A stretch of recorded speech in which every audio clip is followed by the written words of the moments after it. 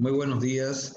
El Instituto Nacional de Coordinación de Trasplante, INCOR, ante la crisis de emergencia que ha provocado el COVID-19, ha querido estar con ustedes, profesionales de la salud, familiares de los pacientes trasplantados y pacientes en diálisis, en este Deep Panel con el objetivo de orientarnos y intercambiar ideas. En la provincia de Hubei, la ciudad de Wuhan, en China, entre diciembre y enero fueron registrados unos 44 casos de una neumonía atípica, los cuales fueron reportados a la OPS. Siguiendo los estudios que provocaba este tipo de neumonía, que fue aumentando significativamente en el número de casos, el 7 de enero se identificó el virus como SARS-CoV-2. Este virus empezó supuestamente de una partida animal, fundamentalmente de murciélagos y algunos otros mamíferos que se encontraban en el mercado de marisco de Luján. El 30 de enero, la Organización Mundial de la Salud declara emergencia sanitaria, no sin antes tomar una serie de medidas que iban sucediendo ya en el mundo entero. El 11 de marzo se declaró pandemia mundial y el 18 de marzo en la República Dominicana fue declarado por el Congreso emergencia nacional que dio inicio a la cuarentena y toque de queda desde las 5 a 6 de la mañana. Hoy hay unos 4 millones, casi 300.000 casos, con unos 300.000 fallecidos, lo que da una letalidad importante en el mundo. Los países más afectados son los Estados Unidos, Rusia, Italia, España, Gran Bretaña y otros. En la República Dominicana tenemos más de 11.000 casos, más de 400 defunciones y una tasa de letalidad de 3.69. Tenemos con nosotros, y nos acompañan en este programa, 3 médicos representando parte de las unidades de terapia intensiva y nefrología del país que más han afectado por este virus. El doctor Ignacio Bengoa, coordinador del Servicio de Nefrología de Secanot de Trasplante y coordinador también de la Unidad de Nefrología del INCOR. La doctora Juana Sarita, jefa de Unidad de Terapia Intensiva de la Clínica Centro Médico de Santiago y del Cabral Ibáez como coordinadora de la Unidad COVID de Intensivo. Y el doctor Kenzo Yamamoto, jefe de la Unidad de Terapia Intensiva de La Vega del Hospital Morillo King, quienes nos acompañan. La primera pregunta, y quiero la participación del doctor Bengoa, ante la imposibilidad de prestar los servicios de trasplante de manera presencial, ¿qué facilidades se le han proporcionado para crear un mínimo impacto negativo a nuestros pacientes? Doctor Bengoa. Bueno, gracias por la participación. Creo que es importante decir que los pacientes trasplantados, si se infectan por una enfermedad COVID-19, son pacientes de altísimo riesgo de sufrir complicaciones graves, como son neumonía, shock séptico, fallo multiorgánico, síndrome de distrés respiratorio, porque son pacientes que por su tratamiento o por su definición son pacientes inmunocomprometidos. Eso significa que toman tratamiento que le baja la defensa para evitar tener un rechazo de ese injerto. Por lo tanto, son pacientes de altísimo riesgo de tener esas complicaciones si se llegaran a infectar del COVID-19. Digo esto porque es muy importante, porque estos pacientes deben cuanto al seguimiento en consulta, se recomienda que tengan un aislamiento estricto, sobre todo en esta etapa de emergencia. Estos pacientes, obligatoriamente, lo ideal es que se queden en casa, que se realicen las analíticas en domicilio. Es muy importante que estos pacientes tengan una estrecha relación con su médico, con su equipo de trasplante, que ante cualquier síntoma de infección respiratoria, como puede ser fiebre, tos, pérdida del olfato, dolor muscular, pérdida del gusto, diarrea, lesiones cutáneas como sarpullido, urticaria, conjuntivitis, cualquier síntoma o signo sospechoso, tiene que comunicarse con sus médicos de trasplante, los cuales ellos lo orientarán a seguir qué procedimiento seguir.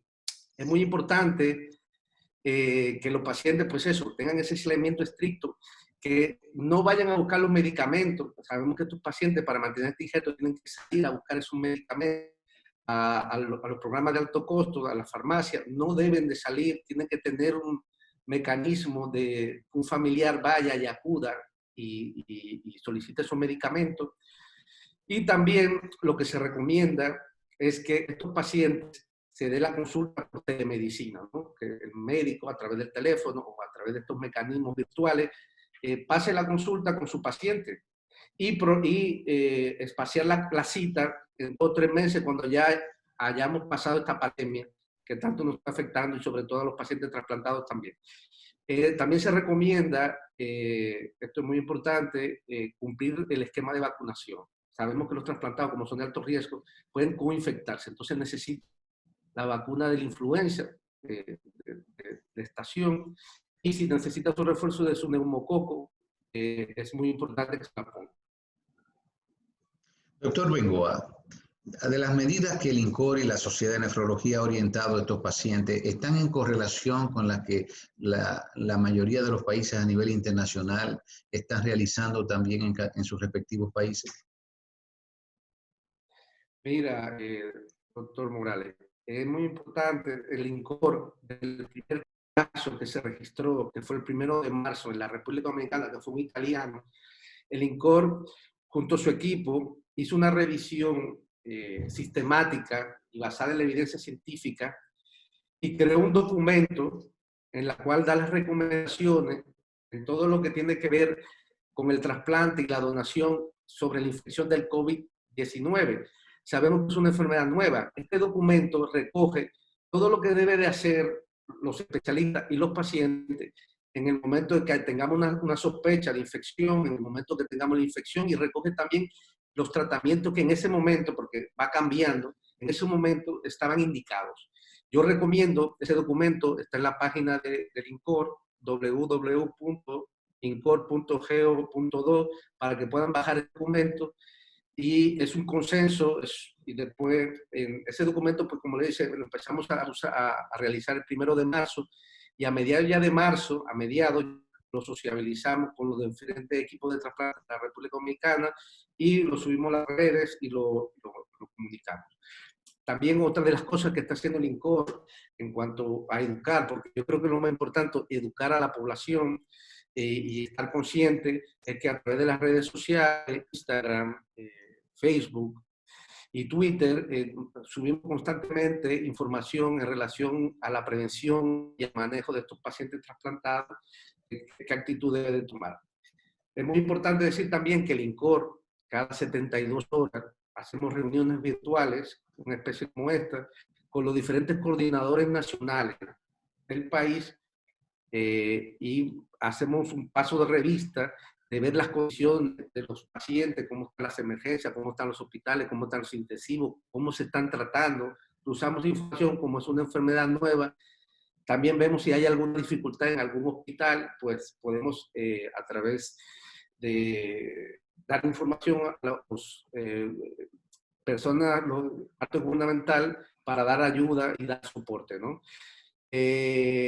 También nosotros como INCOR, coordinadores, hemos ido a medios de prensa, de comunicación, para informar del manejo de nuestros pacientes trasplantados frente a esta pandemia. Muchas gracias, doctor Bengoa. Seguimos en la línea.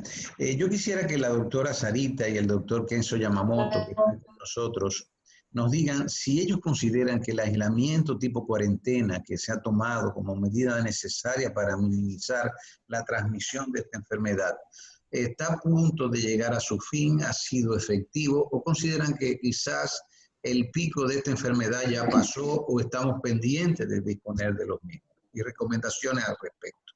Kenzo, quizás sería tú el que iniciaría, que es el que más veo en la pantalla. Sí, buenos días. Muchas gracias, doctor Morales. En las medidas que se han tomado, de acuerdo a las diferentes etapas de la enfermedad que ya vamos pasando prácticamente a una infección comunitaria, las medidas de cuarentena, eh, prácticamente a nivel de la población, quizás un poco más educadas que se ha podido llevar a cabo. Pero vemos que todavía hay muchas luchas a nivel de los barrios nuestros, en donde cada día en el noticiero vemos que hay muchas personas que han sido llevadas detenidas por no cumplir el toque de queda, las medidas de aislamiento físico, que es lo que se debe decir, porque ahora la OMS ha quitado el término de aislamiento social, porque a la verdad que nos aislamos mucho socialmente y ni siquiera nos preocupábamos por lo que nos quedaban a posibilidad de medios como estos, de internet, etcétera.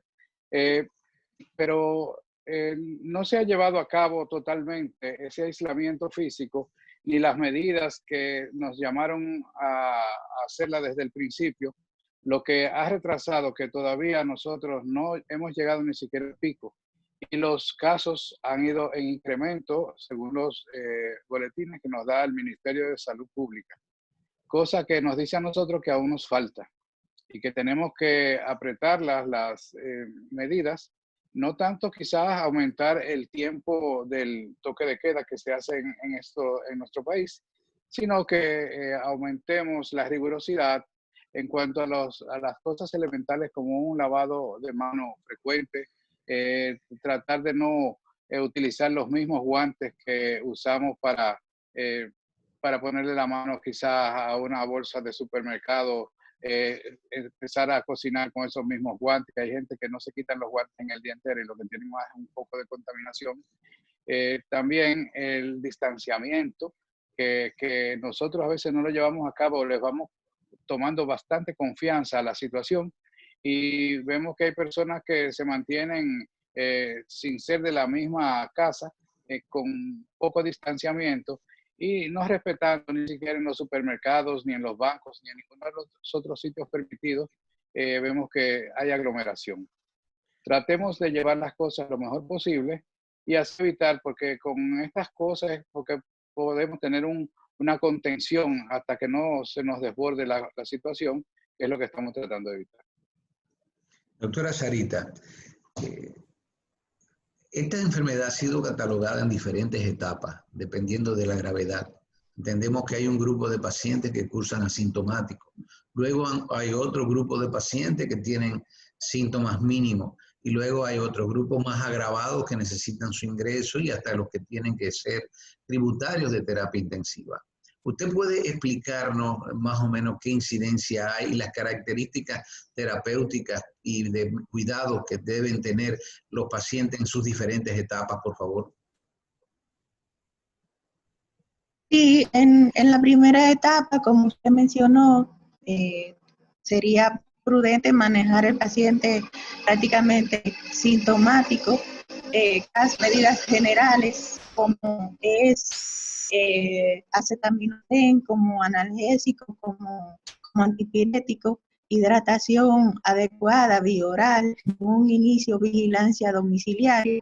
Ahora bien, si estos síntomas empeoran, se asocian a otros síntomas como tos considerable, dificultad respiratoria, dolor torácico, el paciente va a meritar un ingreso, ya sea una sala clínica de los hospitales donde se están manejando los casos de COVID. Ahora bien, si estos pacientes presentan, según la Organización Panamericana de la Sintomatología, empeoramiento de la sintomatología previa, pero además se asocia a esto una relación oxígeno inspirado, oxígeno arterial menor de 250, el paciente también se le asocia infiltrados radiográficos, parches difusos o en una tomografía, infiltrados en vidrio deslustrado, un paciente con comorbilidades exacerbadas como es una diabetes, una insuficiencia cardíaca. Este paciente no debe ser manejado en una sala clínica, sino más bien en una unidad de terapia intensiva donde pueda ser monitorizado sus constantes hemodinámicas, administración de oxígeno terapéutico y de ser necesario considerar intubación y ventilación mecánica. Con relación al manejo medicamentoso, valorar lopinavir, ritonavir, hidroxicloroquina, pero también valorar si hay infección comunitaria sobreagregada, iniciar ceftriaxona, acitromicina, y en caso de que tenga una etapa en la que hay una respuesta inmune exacerbada del paciente, podríamos tirar terapia con biológicos, como es el tocilizumab. Todos estos medicamentos que acabo de mencionar son facilitados fácilmente por el Ministerio de Salud hasta el momento, aún en los centros privados. Una pregunta. Se ha hablado de otros medicamentos que también de uso animal que están usándose con algunos protocolos efectivos contra dicha enfermedad. ¿En qué etapa es que se han intentado usar estos medicamentos? Y si me pueden mencionar algunas experiencias que puedan haber tenido ustedes o conocer sobre los mismos. Según la experiencia de algunos colegas nacionales, sobre todo Puerto Plata, en una primera y segunda etapa es que se ha visto resultado con la ivermectina, que es un antiparasitario de uso frecuente en animales, pero que también se utiliza en la escabiasis en seres humanos. Esta es fácil de conseguir en el mercado y ya se está expandiendo a varias ciudades de Santo Domingo el uso en la primera y segunda etapa de la ivermectina, y es posible que en un futuro quizás el ministerio acepte este protocolo de tratamiento como parte del protocolo instaurado por el ministerio. Por el momento son experiencias reportadas por varios colegas, tanto nacionales como internacionales. Una pregunta. Ha habido mucha controversia sobre las pruebas de laboratorio que se usan en el diagnóstico del COVID-19. ¿Cuáles consideran ustedes debe ser la rutina? ¿Qué prueba debe hacerse primero? ¿Cuál tiene más validez? Si hay alguna que sirva de sostén. No sé si ustedes pueden, doctor Yamamoto, podría orientarnos sobre este tema. Sí, para la población general, lo ideal sería hacerle pruebas de PCR, o sea, de reacción de cadena de polimerasa. O sea, o a pacientes que tengan una sintomatología florida, o en qué etapa. ¿Qué es lo que pasa? El paciente asintomático es un paciente que es tan contagioso como el paciente sintomático. Y lo ideal sería hacérsela a todo el mundo, a la población completa. Ahora, debido a la escasez de recursos y la poca disponibilidad que tenemos, los pacientes sintomáticos comenzarle a hacer la prueba de proteína de PCR para la reacción de cadena de polimerasa. Las pruebas rápidas no van a ser positivas hasta el día del 7 al 10 más o menos, hasta el 10º día. Pero en el paciente asintomático ya una PCR va a salir positiva. Y en el inicio de los síntomas, con un periodo de incubación que tiene de 2 a 14 días, más o menos con un promedio de 7, y va a estar positiva, porque ya va a haber, puede ser, tiene la posibilidad de que se detecte ahí parte del material genético del virus. Las pruebas rápidas van a ser simple y sencillamente mejores cuando ya haya un periodo de la epidemia, una fase 4, que sería la fase de la transmisión sostenida en los contagios comunitarios, en donde quisiéramos ver la cantidad de gente que ya tiene el anticuerpo. Si nos recordamos de una inmunología básica, los anticuerpos IgM son los primeros que se van a positivizar, que va a ser más o menos del 7 al 10 días. Entonces, del 7 al 10º día más o menos, vemos que ya pueden estar positivos más o menos casi hasta el 21 días. Sin embargo, vemos que ya los IgG van a estar desde el día más o menos 14 en adelante, lo que nos va a decir a nosotros que el paciente ya tuvo en contacto y se produjeron anticuerpos contra el COVID-19. Entonces, las pruebas rápidas nos van a decir a nosotros si hay una población que ya tenga ciertas defensas contra ese virus que es lo que a nosotros en realidad nos interesa para poder más o menos llevar una vida diferente a la que estamos llevando ahora en la cuarentena y poder abrir algunas de las cosas que en realidad la economía está esperando que se haga. Sin embargo, nosotros para poder negativizar un paciente, decir que el paciente ya está de alta, necesitamos de nuevo las pruebas de PCR para que nosotros considerar de alta el paciente después de 3 días de afebril, más de 14 días de la infección, de detectada la infección, ya 3 días, por ejemplo, de sentirse afebril, tomar una muestra y en 24 horas volverla a repetir y si sale negativa ya consideramos que el paciente está de alta. Sin embargo, las pruebas rápidas para hacer un screening en una población, nosotros podemos ver cómo está la situación allí. Qué gente tienen anticuerpos, qué cantidad de personas tienen anticuerpos, que es lo que se ha estado haciendo y que ha traído muchas controversias. Pero si nosotros tuviéramos los materiales suficientes y los insumos, nosotros quisiéramos hacerle a todo el mundo una PCR para ver si en realidad está así. Las pruebas rápidas nos van a ayudar, pero tenemos que estar en un tiempo real en donde lo que necesitamos es saber cuándo nuestra población puede volver a sus actividades lo más normal posible que se pueda. Una pregunta, ¿es seguro donar sangre en una epidemia con COVID-19? La donación de sangre es posible dentro de los parámetros de seguridad que existen en nuestros hospitales para realizarla, porque es una pregunta que están haciendo muchos teleoyentes en todos estos paneles. Por favor, ¿quién me puede contestar?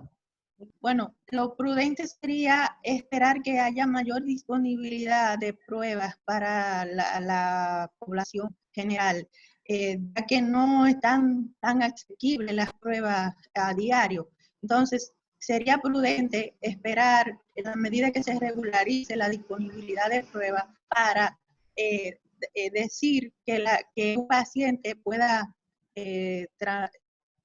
donar sangre. Ahora bien, podemos hacer diagnósticos epidemiológicos de estos pacientes, diagnóstico clínico como es que en la zona en que esta persona vive, cuál es el número de casos de coronavirus en esta región, qué sintomatología pueda presentar el paciente, hacer como una especie de cribaje para detectar posibles casos antes de la donación, pero lo ideal sería que tengamos disponibles las pruebas al momento de que se done la sangre para transfundir pacientes. Muchas gracias, doctor. Entre los pacientes trasplantados y los pacientes en diálisis, que son pacientes inmunosuprimidos, ¿existen diferencias entre los protocolos terapéuticos con los pacientes normales? Y si esta diferencia también afecta el periodo de incubación en las personas afectadas por esta enfermedad, incluso la sintomatología se ve afectada. Sí, mira, como tú muy bien mencionas, los pacientes trasplantados y los pacientes con insuficiencia renal crónica son pacientes de altísimo riesgo. Uno, como yo mencionaba, tiene la defensa bajita y tienen enfermedades concomitantes como hipertensión y diabetes. Pero la ventaja del trasplantado en cuanto al manejo del tratamiento, de la prevención, es que es un paciente que se trasplantó y puede hacer una vida normal y puede estar aislado en su casa. Los pacientes en diálisis, en hemodiálisis, tienen un matiz de que también son pacientes con la defensa bajita, inmunocomprometidos por su enfermedad renal, insuficiencia renal crónica, y también tienen muchas comorbilidades, como hipertensión, 80-90%, diabetes, 30-50% de los pacientes, enfermedades cardiovasculares, enfermedades pulmonares, que hacen que sea paciente gravísimo y que este paciente tiene una característica que tiene que romper la cuarentena. Tiene que romper la cuarentena y trasladar a una unidad de diálisis, ¿no?, a dializarse en un lugar cerrado con un grupo de personas, en un momento que tenemos una pandemia y que tenemos infección por donde quiera, vamos a decir. Entonces, las recomendaciones son, pues las recomendaciones, como mencionaba el doctor Kenzo, son las medidas de higiene extrema en domicilio, cuando va a salir a la calle es obligatorio la mascarilla. Una recomendación que en nuestro país es un poco difícil, este paciente se debería de trasladar en un transporte privado, no un transporte público. Sabemos que la gran mayoría de los pacientes en diálisis son pacientes de escasos recursos, pero eso es una recomendación, da el riesgo de contagio. Cuando llega a la unidad de diálisis, siempre lavado de manos. También es importante el distanciamiento entre personas en el momento de la sala de espera. Las unidades de diálisis tienen que tener una distancia de 2 metros y seguir las medidas. El tratamiento, como la doctora Sarita, los pacientes trasplantados y los pacientes renales tienen matices porque los medicamentos interactúan, se eliminan por el riñón y son muy tóxicos para nuestros pacientes. Entonces,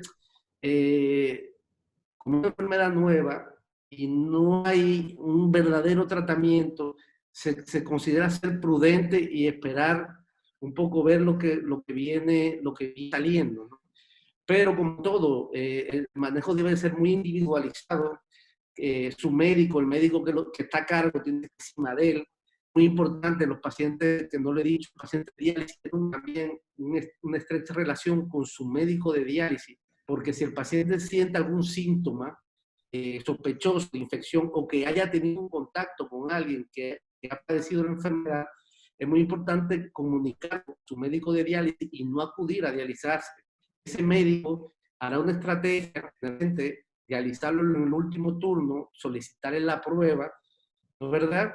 Porque obviamente si ese paciente se infecta y va infectado, infectará al todo el mundo con él. Entonces es muy importante, si tiene síntomas, avisar para que ese médico tome las medidas de poner el último turno, tener un aislamiento más o menos de contacto y esperar la prueba. Si en diálisis sale positivo para el COVID, o sea, que tiene una enfermedad, ahora mismo el Sistema Nacional de Salud ha dado la apertura a hospitales periféricos en el cual se van y se dializan, y si se necesitan ingresar, se dializan y se ingresan en esos centros. Esos centros, el Rodolfo de la Cruz, Secanó, el Cabral Ibáez, son diferentes centros. Su médico sabe exactamente cuáles son esos centros y lo derivará, y ese paciente hará su diálisis en ese tiempo correspondiente. Bien, creo que tenemos ya muy poco tiempo y no queríamos dejar de mencionar a todos los que van a escucharnos, pacientes, familiares de pacientes y profesionales de la salud, cómo se reiniciaría el programa de trasplante en República Dominicana, programa que está en este momento limitado y suspendido hasta nuevas garantías de seguridad frente al COVID-19. Y yo quisiera que los tres pudieran participar en esto con intervenciones cortas. Empezando con Kenzo. Sí, bueno, entendemos que dado a la gran cantidad de pacientes asintomáticos, tenemos que tener bastante cuidado con esto, porque no queremos, en vez de hacer un bien, hacer un mal, sino todo paciente que sea candidato a ser donante o a ser receptor, tener claro que en el momento preciso tiene un paciente que no tenga contacto y no tenga evidencia de la enfermedad. Y así nosotros tampoco someterlos a riesgos de llevarlo a sitios donde puedan también contaminarse. Estas medidas que se han hablado y los mismos tratamientos que aún no tenemos guías específicas deben seguirse llevando, y el aislamiento físico o social, como se quiera llamar, de mantener las mismas medidas también de las cubrebocas, de el lavado de manos frecuente y todas las otras medidas de no agrupaciones, nada de eso, seguirla llevando. Y tratar de saber que cuando salgamos de la cuarentena, tenemos que seguir llevando estas medidas por un tiempo que aún no sabemos cuál va a ser, pero va a ser largo. Muchas gracias, Kenzo. Sarita, ¿tienes algún comentario sobre esta pregunta de reinicio del programa de los trasplantes y donantes? Bueno, podría decir que es imprescindible que para el reinicio del programa de trasplante haya mayor disponibilidad de pruebas, que podamos hacer pruebas tanto a los donantes como a los receptores de inicio no tuvieran manifestaciones clínicas sugestivas de de COVID-19. Eso sobremanera. Y que la cuarentena debe levantarse de manera gradual. El hecho de que se iniciara la cuarentena, que no se cumplía del todo, ha permitido que en vez de hacer un pico de manera brusca, nuestro sistema de salud con ciertas debilidades pudiera manejar a los pacientes, ya que se ha mantenido una especie de meseta. Y hemos podido sobre la marcha ir mejorando una serie de situaciones que no estaban previstas, como es la habilitación de otros espacios, de áreas de intensivo, personal nuevo, equipos nuevos y sobre todo en la medida que se abran los servicios hospitalarios, se mantenga el triaje respiratorio, no solamente en la emergencia. Hay que continuar triaje respiratorio en las unidades de hemodiálisis antes de cada inicio de sección de diálisis. En cada turno de diálisis debe haber un personal para que haga un triaje respiratorio de estos pacientes que son los principales que están en espera de ser trasplantados, pero que en algunos centros ha habido una incidencia alta de infección de pacientes en diálisis. Es imprescindible que a pesar de que se levante la cuarentena, se persista en el triaje respiratorio, que los hospitales hagan como una especie de hospital doble, área específica para COVID, área específica para no COVID, y que en ningún momento se mezclen estas actividades para disminuir el riesgo de contagio, de propagación de la enfermedad en pacientes que no ingresaron a la institución con COVID, que son los potenciales donantes. Pero insisto en que antes de iniciar el programa debemos tener una mayor disponibilidad de pruebas en las diferentes instituciones donde se generan donantes cadavéricos que pueden donar múltiples órganos. En realidad es lo que pienso. Doctor Bengoa. Bueno, yo creo que lo que ha dicho la doctora Sarita y el doctor Kenzo va muy en relación a lo que voy a decir. Lo que sí se recomienda y lo que está clarísimo es que los diferentes grupos de trasplante a nivel mundial recomiendan seguir con la actividad de trasplante, dado que es la mejor terapia en cuanto a mayor supervivencia y mejor calidad de vida. Y también se ha visto en comparación de los pacientes infectados, por ejemplo, en diálisis y trasplantados, van mejor, tienen menor mortalidad. Pero obviamente estamos en un estado de emergencia, toda la salud está enfocada en tratar de frenar esta pandemia. Tenemos que tener ciertas condiciones para poder abrir este programa, abrir el programa de trasplante, que son, como muy bien comenta la doctora Sarita, necesitamos pruebas para hacer a los pacientes tanto donantes como receptores, estar seguros. Necesitamos también la logística de tener la capacidad de tener personal, solamente exactamente que no tenga COVID, o sea, personal, de crear las infraestructuras hospitalarias que den las condiciones para hacer todo lo del trasplante y que se den las condiciones de seguridad para el receptor, y si es un donante de vivo, para el donante de vivo, y sobre todo también tener la capacidad de tener pruebas de imagen específica y fina, porque ante la duda podemos ver imágenes que nos va a descartar la posibilidad de una infección si tenemos duda. En sentido general, ahora mismo estamos luchando contra la pandemia, tratar de frenar este pico, este gran problema de salud, pero el INCOR está creando, o estamos creando, o definiendo el protocolo a seguir para tratar de levantar de dar luz verde al programa de trasplante que tanta vida salva y tanta mejor de calidad de vida a los pacientes con enfermedad orgánica terminal. Bueno, agradezco a nuestros panelistas la amplia información que han podido brindarle a todos nuestros profesionales, pacientes, familiares de pacientes y al público en general. Y esperamos poder mantenernos haciendo este tipo de lead panel una vez por semana, tratando de llevar orientaciones y de forma así participar en todo este proceso que nos pueda llevar a nosotros a salir pronto de esta pandemia. Agradecidos a todos, que pasen muy buen día.